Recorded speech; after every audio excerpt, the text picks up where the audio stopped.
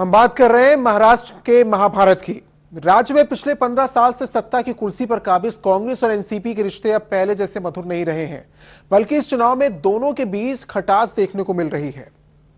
यह खटास आई है सीट बंटवारे को लेकर। केंद्र में कांग्रेस की घटती ताकत ने एनसीपी को मुखर कर दिया और इस बार वो ज्यादा सीटों पर चुनाव लड़ने पर अड़ गई है। इस बार शरद पवार की पार्टी एनसीपी 144 सीटों पर मैदान में उतरने पर अड़ी हुई है।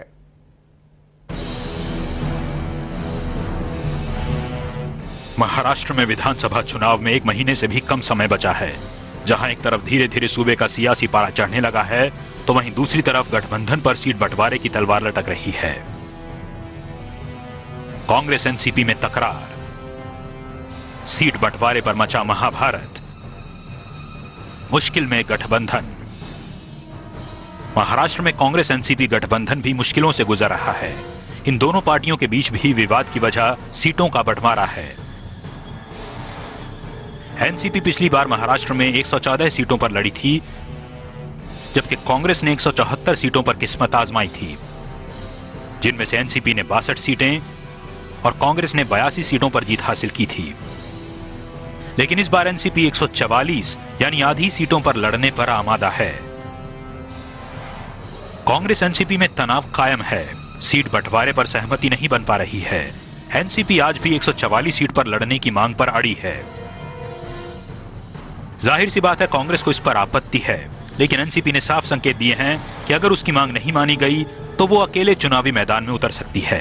अगर कांग्रेस ने अलग चुनाव लड़ने का खतरा मोल लिया तो उसकी हालत पतली हो सकती है। पर कांग्रेस इस बार भी गठबंधन के साथ चुनाव लड़ने की बात कह रही है।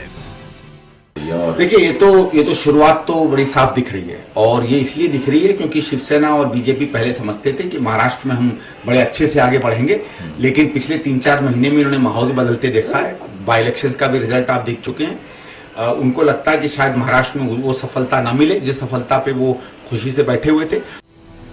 जहां कांग्रेस साथ साथ चुनाव मैदान में उतरने की बात कह रही है, वहीं एनसीपी नेता साफ साफ कांग्रेस के मुख्यमंत्री पृथ्वीराज चव्हाण पर आरोप लगा रहे हैं कि उनकी सुस्त कार्यशैली की वजह से गठबंधन को भारी नुकसान उठाना पड़ सकता है।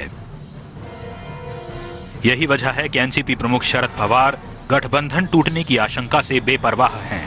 राजनीति के माहिर खिलाड़ी पवार जानते हैं कि अगर कांग्रेस से उनका गठबंधन टूटता भी है तो इससे उनके जनाधार पर कोई खास फर्क नहीं पड़ेगा। कुल मिलाकर महाराष्ट्र की राजनीति में उठापटक को देखते हुए साफ पता चल रहा है कि इस बार के चुनाव में भी भारी उठापटक होने वाली है। Bureau report, live India. Vijay Shekhar Mumbai से हमारे साथ जुड़े हुए हैं, लाइव इंडिया के रेजिडेंट एडिटर।